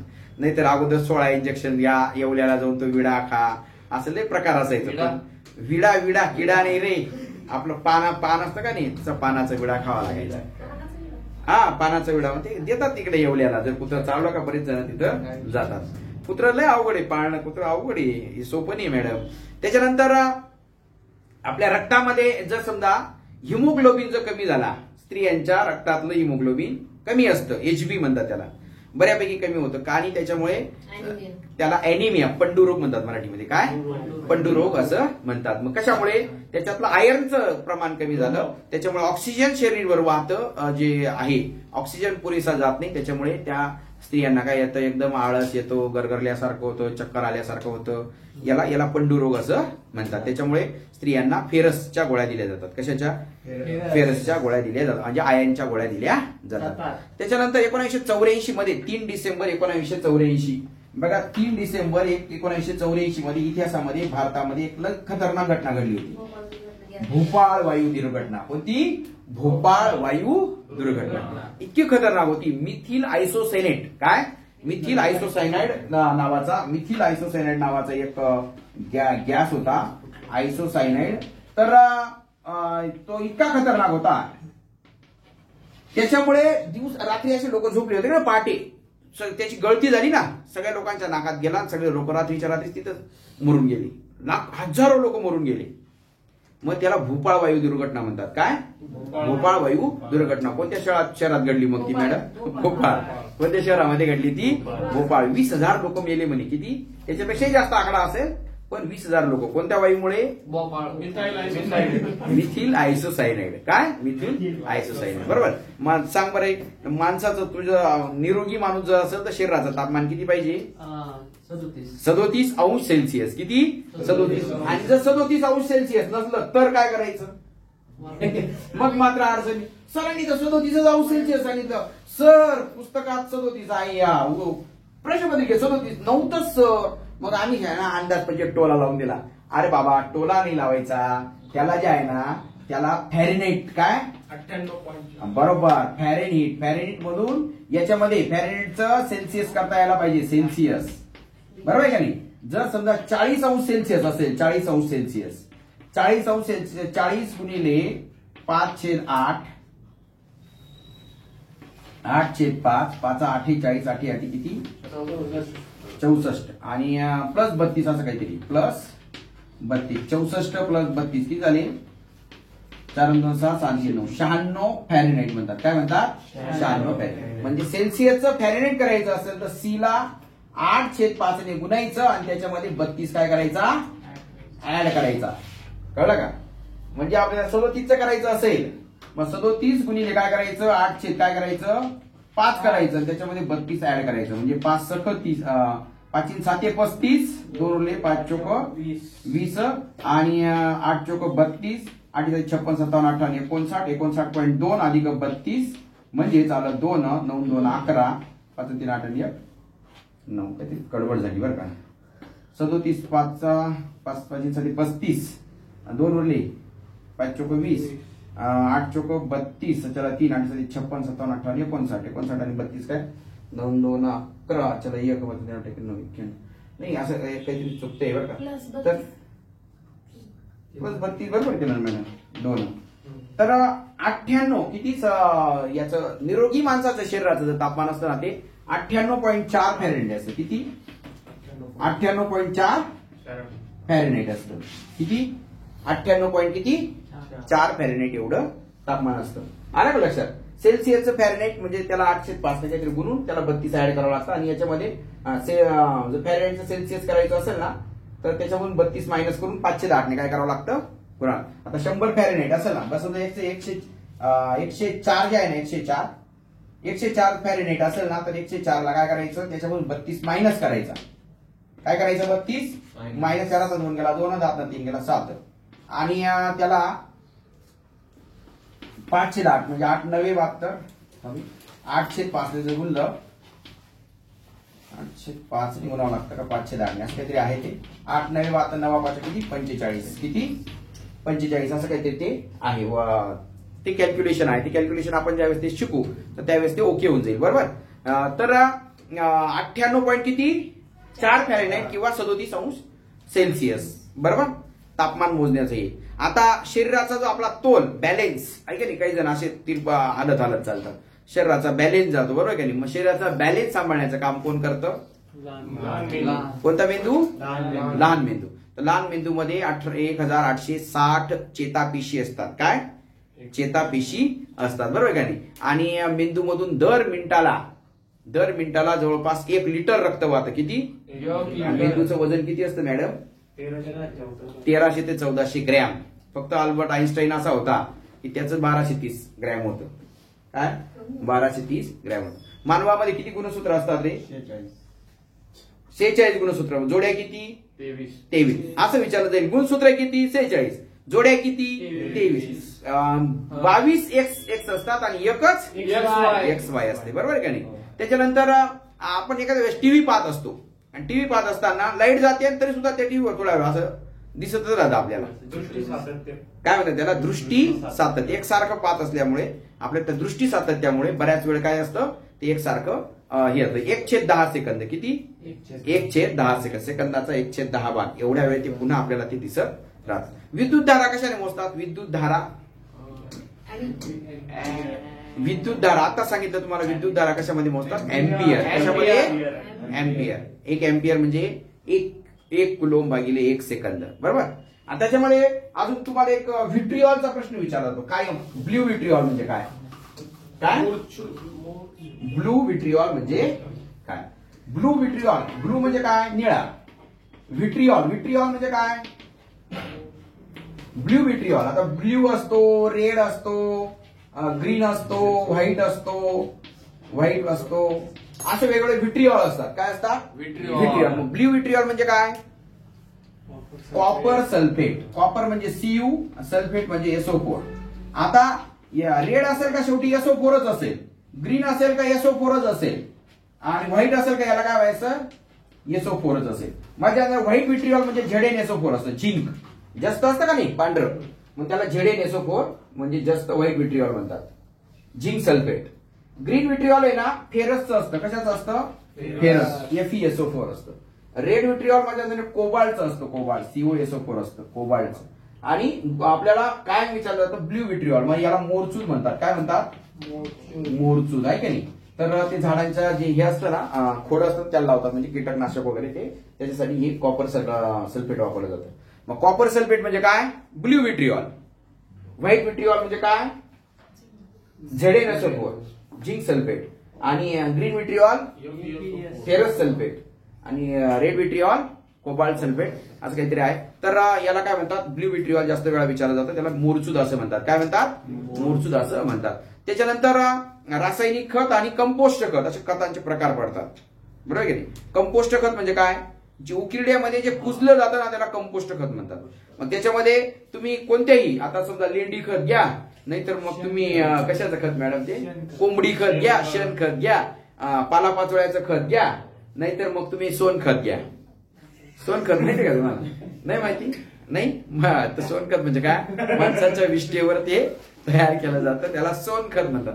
हा सगळा कशाचा प्रकार आहे गांडूळ खत. हा सगळा कशाचा प्रकार आहे कंपोस्ट खताचा नैसर्गिक खत म्हणतात त्याला बरोबर का.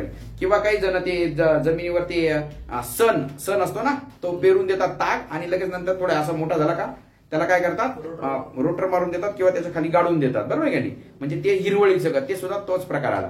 परंतु जे 1846 असेल, 10-26-26 असेल, युरिया असेल, अमोनियम सल्फेट असेल, सुपर फॉस्फेट असेल, हे जे खतं असतात ना, याला रासायनिक खतं असं म्हणतात. रासायनिक खतांचा वापर करायचा, पण मात्र कमीत कमी प्रमाणात करायचं. जर जास्त प्रमाणात केलं तर जमीन खराब होऊन जाते, नंतरचं पीक चांगलं येत नाही.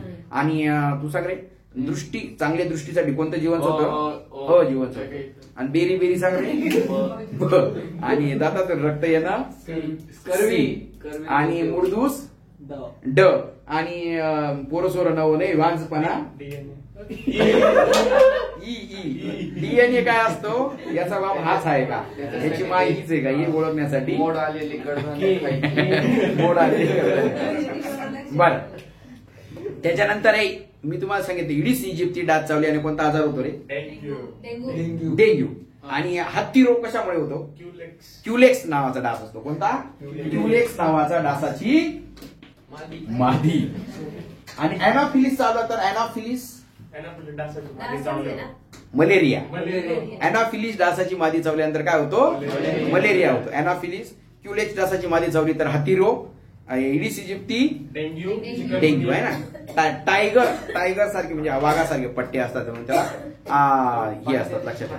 त्याच्यानंतर मॅडम सांगा बरं, भांड्याला कलई करण्यासाठी कोणता वय वापरतात? भांड्यांना बरं का, भांड्यांना कथील. हा, कोणता? कथील. आला का लक्षात? तर त्या कथीलाचा थर दिला नीट रे येड्या, तर त्यापेक्षा मोठ्या येणार आहे ही डॅग. आता मला सांगा, असा भारताचा एक शास्त्रज्ञ होऊन गेला, त्याने रसायन शास्त्रज्ञ होता, काय नाव होतं त्याचं सांगा बरं? प्रफुल्ल चंद्र रे. आणि अजून जगदीश चंद्र बोस नावाचा भारतीय शास्त्रज्ञ, त्याने सांगितलं की वनस्पतींना देखील भावना असतात. जगदीश चंद्र बोस काय, वनस्पतींना काय असतात? भावना असतात. आणि चंद्रावर पाऊल ठेवणारा पहिला कोण रे? नील आर्मस्ट्रॉंग. आणि दुसरा नाही, पहिला व्यक्ती म्हटलं तर नील आर्मस्ट्रॉंग, दुसरा ऑल्ड्रिन. दुसरा कोण? ऑल्ड्रिन. कळलं का? चंद्रावर पावलं कशी पडतात? 6 पावलात आपलं एक पाऊल. हा, आपलं इथं 6 पावलं चालत, तिथे एकच पाऊल चालायची गरज आहे. बरं, म्हणून उड्या मारत मारत चालावं लागतात. आणि वनस्पतीला भावना असतात. कोणत्या शास्त्रज्ञाने शोधून काढलं रे? जगदीश चंद्र बोस. हा, सुभाष जगदीश नाही तर तू म्हणजे सुभाष चंद्र बोस. तर आणि मॅडम, जर माणसाच्या शरीरामध्ये लोहाचं प्रमाण कमी झालं, लोखंडाचं प्रमाण जर कमी झालं लोहाचं, तर काय होतं सांगा बरं? कोणता रोग होतो? अॅनिमिया होतो. बरोबर, कोणता? अॅनिमिया होतो. तर याच्यामध्ये जे मायोग्लोबिन नावाचं स्नायूंमध्ये जे हे वाहून घेण्यासाठी हिमोग्लोबिन आणि मायोग्लोबिन हे जे आहे हे लोह ऑक्सिजन वाहून नेण्यासाठी एक महत्वाचं असतं. बरोबर. आता एड्स हा आजार आहे, हा कोणता आजार आहे? जीवाणूजन्य आजार आहे का विषाणूजन्य आजार आहे? विषाणू आहे. कोणता? विषाणू. HIV. बरोबर. काय म्हणतात त्याला? Human immunodeficiency virus. एड्समुळे माणूस मरत नाही, पण एड्समुळे काय होतं? आपली प्रतिकारशक्ती कमी होऊन जाते. प्रतिकारशक्ती कमी झाली की वेगवेगळे आजार आपल्याला येऊन बळावतात, आणि बळावल्यानंतर तो आजार लवकर चांगला होत नाही. त्या इतर आजारांमुळे माणूस मरतं. पण जागतिक एड्स दिन कधी आहे? 1 डिसेंबर. रक्ताचा संपर्क झाला, स्पर्मचा संपर्क झाला तर त्याला काय होतं? एड्स हा आजार होतो. त्याच्यामुळे कुठं कटिंग करायची असेल, कुठं टक्कल करायचं असेल, हा, शक्यतो करायचीच नाही. आपलं स्वतःचं ब्लेड घेऊन जायचं, वस्तारा बी स्वतःचा घेऊन जायचं. आलं का लक्षात? एकमेकांच्या दाढीचं काही वापरायचं नाही. काय सांगतात? एखाद्याला चालेल राहिला झाला का कार्यक्रम आपला? बरोबर का? सोडियम बायकार्बोनेट म्हणजे काय मॅडम? खाण्याचं सोडा. आणि सोडियम कार्बोनेट धुण्याचा सोडा, Na2CO3. आणि सोडियम क्लोराईड रे आपला मीठ. Sodium NaCl. सोडियम क्लोराईड म्हणजे काय? मीठ. आणि सगळ्यात जास्त कॅल्शियम कशापासून मिळतात आपल्याला? हाडांच्या बळकटीसाठी दुधापासून. बरोबर आहे का नाही? आणि संत्र्यापासून कोणतं रे? सी. आवळ्यापासून सी. कोबीपासून सी. लिंबूवर्गीय पदार्थापासून सी. त्याच्यानंतर आपली जी पचन संस्था असते ना, तोंडामध्ये इथून लाळ ग्रंथी लाळ सोडतात, तिथून पिष्टमय पदार्थांचं पचन सुरुवात होतं. नंतर याला इसोफॅगस म्हणतात. ही अन्ननलिका म्हणजे काय? तोंडापासून सुरू होऊन जे आपल्या यापर्यंत जाते, काय? गुदद्वारापर्यंत, त्याला अन्ननलिका म्हणतात. तोंडापासून खाण्यापासून टाकण्यापर्यंतचा प्रवास याला अन्ननलिका असं म्हणतात. बरोबर आहे का नाही? मग अन्न पचनाची सुरुवात कुठून सुरुवात होते अन्न पचनाची? तोंडातून. बरोबर आहे का? तोंडात कोणत्या याचं पचन होतं? पिष्टमय पदार्थांचं, बरं आहे, लाळेमधून पिष्टमय पदार्थ. मग ते जठरात जातं, जठर घुसळतं, जठर रस सोडतं. नंतर मग यकृत काय करतं, पित्त रस सोडतं. त्याच्यानंतर हे स्वादुपिंड इन्सुलिन सोडतं आणि अशा पद्धतीने आतडं, लहान आतडं आंतररस सोडतं, ते घुसळलं जातं पुढे. आणि पचनारा जो पदार्थ विरघळतो तो पदार्थ रक्तामध्ये काय होतो, शोषला जातो. आणि जो विरघळत नाही, रक्तामध्ये विरघळत नाही, तो काय केला जातो, पुढे मोठ्या आतड्याकडे पाठवलं जातं. आणि मोठं आतडं भरलं की लगेच ते तिथून एक अशी संवेदना असलेलं एक इंटिमेशन, लगेच असं बटन चालू होतं. ते बटन आपल्या मेंदूला कळतं आणि ते सांगतं की भाऊ तुझं काय झालं, मोठं आतडं भरलं. मग आपण तिथे काय अशी वॉल असते, काय असते, वॉल. आणि ते वॉल काय करते, आपल्याला लगेच वॉल उघडली की तो न पसलेला भाग आपण बाहेर टाकतो. आलं का लक्षात? बर, हृदयाचे ठोके कशाने मोजतात रे? कशाने? स्टेथोस्कोप. आणि तापमान कशाने मोजतो? Temperature, thermometer. टेम्परेचर म्हणजे तापमान नाही, तापमान हे थर्मामीटरने मोजतो. त्याच्यानंतर समुद्र सपाटीपासूनची उंची अल्टिमीटरने. त्याच्यानंतर कार्डिओग्राफ हा हृदयाच्या स्पंदनांचा आलेख असतो. आता जे रक्ताभिसरण संस्था आहे, म्हणजे रक्त शरीरभर फिरतं ठेवण्याचं, तर याच्यामध्ये एखादा काहीतरी दोष, अडथळा तयार झाला तर कोणता किरणोत्साही समस्थानिक आयसोटॉपचा वापर केला जातो? बरोबर, सोडियम. कोणता? सोडियम म्हणजे Na24, सोडियम 24. सोडियम 24 कशासाठी वापर केला जातो याचा? सोडियम 24चा वापर कशासाठी केला जातो? रक्ताभिसरणामधील दोष. आणि कोबाल्ट 16चा वापर कशासाठी केला जातो? कॅन्सरच्या, बरोबर, कॅन्सरच्या याच्यासाठी तो केला जातो. बरोबर. त्याच्यानंतर तुम्हाला अजून खास करून असा एक प्रश्न विचारला जातो की आपल्या मानवी शरीरामध्ये जे रक्त असतं ते रक्त किती टक्के असतं? 0.8. 8% ना, 8% म्हणजे 0.8%, 0.08% म्हण, नाही तर 8% म्हण. आलं का लक्षात? आणि मानवी शरीराचा रक्त जे आहे, रक्ताचा पीएच सामू जे आहे ना, तो 7.35 असतो. किती? 7.35 ते 45. 7.35 ते 7.45 आपला पीएच असतो. म्हणजे रक्त जर तुम्ही चाटून पाहिलं तर जरा खारट लागेल. काय लागेल? खारट लागेल. आणि हिमोग्लोबिन मध्ये काय असतं? लोह. काय असतं? लोह नावाचं प्रथिन असतं. आणि हिमोग्लोबिन ऑक्सिजनचे जास्तीत जास्त 4 अणूंचं काय करतो? वहन करतो. तर सर्वात जास्त कॅलरी मूल्य कशाचं आहे? हायड्रोजन. मग आता आपले नितीन भाऊ गडकरी यांनी सांगितलं, तुम्ही काय करा, हायड्रोजनचं जर कॅलरी मूल्य जास्त आहे, त्याच्यामधून जर जास्त एनर्जी मिळत असेल तर मग तुम्ही हायड्रोजनच्या गाड्या काढा ना. मग ते संशोधन व्हायला लागलं आणि हायड्रोजनची कार देखील निघाली, बरं, हायड्रोजन बस देखील निघालं, लक्षात ठेवा. म्हणजे हायड्रोजन हा अधातू आहे, धातू नाही येतो, अधातू आहे. आणि तो ज्वलनशील मूलद्रव्य आहे आणि त्याचा अणुअंक 1 आहे. हायड्रोजनचा अणुअंक किती आहे? 1 आहे, लक्षात ठेवा. त्याच्यानंतर लिंबवर्गीय पदार्थांमध्ये कोणतं जीवनसत्व असतं? सी असतं. कोणत्या रक्तगटाला सर्व योग्य ग्राहक म्हणतात? एबी म्हणतात, सर्व योग्य ग्राही. सर्व योग्य ग्राही, युनिव्हर्सल रेसिपंट. काय म्हणतात? युनिव्हर्सल रेसिपंट असं म्हणतात. युनिव्हर्सल रेसिपंट म्हणजे काय? त्याचा कोणाचंही रक्त चालतं. एबी प्लस असेल ना, त्याला सगळ्यांचं चालतं, पण तो देताना फक्त एबीलाच देतो. मतलबी रक्तगट म्हणतात याला. काय म्हणतात? मतलबी. आणि ओ जे आहे ना, याला काय म्हणतात? ओ सर्व योग्य दाता. काय? सर्व योग्य दाता. बिचारा सगळ्यांना देतो, त्याला फक्त ओच चालतं रे. त्याला फक्त कोणाचं चालतं? ओच चालतं. ओ पॉझिटिव्ह असेल तर पॉझिटिव्ह, ओ निगेटिव्ह असेल तर ओ निगेटिव्ह. आता आणि जगात सर्वात जास्त रक्तगट ओचा आहे. कोणाचा आहे? माझा बी रक्तगट ओचा आहे, कारण मी सर्व योग्य काय दाता आहे. दर 3 महिन्यात रक्तदान करता येतं. दर 90 दिवसामध्ये रक्तदान करता येतं. मॅडम तुमचं कोणतं आहे? बी. हा, तर बी पॉझिटिव्ह. आता ए बी ज्या मुलांचा रक्तगट किंवा मुलींचा रक्तगट राहिला त्यांच्यापासून जरासं दूर राहायचं, कारण ते सगळ्यात मतलबी लोक असतात. काय? हा, तर मॅडम ते आता गहू आहेत ना, अगोदर असे उंच उंच वाढायचे आणि त्याला खूप मोठ्या ओंब्या यायच्या. आता ते संशोधकांनी, शास्त्रज्ञांनी काय केलं, गव्हाची वाण आहे ना अशी बुट्टी करून टाकली, ओंब्या मोठ्या आणि बुट्ट हे करून टाकलं. बरोबर आहे का नाही? मग ते त्याच्यामध्ये गव्हामध्ये जे बुटकेपणासाठी काय कारणीभूत आहे? तिकडे पाहू नको. डीएनए का आरएनए का CRY का नोरेन? नोरेन. काय? नोरेन. तर नोरेन. आता गव्हाच्या जाती सांगा बरं कोणकोणत्या असतात? तुम्ही गहू खाता का नाही? सर्व पंचवटी बर अजून त्र्यंबक अजून गोदावरी, गोदावरी आपण कोणता गहू खातो सोनालिका.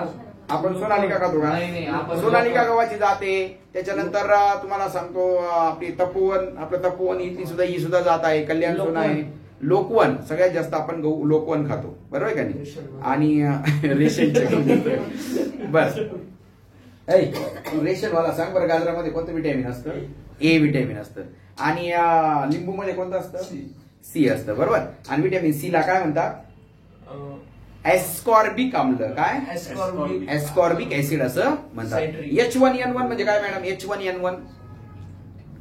H1N1 बरोबर स्वाईन फ्लू स्वाईन म्हणजे डुक्कर स्वाईन म्हणजे काय डुक्कर म्हणजे त्या डुकराच्या याच्यापासून शरीरात सर्वाधिक हे आढळतो म्हणून याला स्वाईन फ्लू असं नाव पडलेलं आहे आणि स्वाईन फ्लूवर टॅमी फ्लू नावाचा गोळ्या चालतात कोणत्या टॅमी फ्लू स्वाईन फ्लू झालेला आता वाचायला लागले अगोदर स्वाईन फ्लू झाला तर माणूस वाचत नव्हतं त्याच्यानंतर प्राण्यांचे काही प्रकार पडतात त्याच्यातला बेडूक हा कोणत्या प्रकारातला असा प्रश्न आहे उभयचर भूचर म्हणजे जमिनीवर राहणारे पाण्यात राहणारे त्याला जलचर म्हणतात ऍक्वेटिक जमिनीवर टेरेस्टेरियल आणि झाडावर राहणारे त्याला अर्बोरियल म्हणतात काय म्हणतात अर्बोरियल आणि हवेमध्ये राहणारे त्याला एरियल म्हणतात काय म्हणतात एरियल आणि पाण्यामध्ये आणि जमिनीवर दोन्ही ठिकाणी राहणारे त्याला एम्फिबियन म्हणजे उभयचर म्हणतात बेडूक कोणता प्राणी आहे उभयचर कोणता उभयचर हा प्राणी आहे त्याच्यानंतर डायबिटीस काय डायबिटीस कशामुळे होतो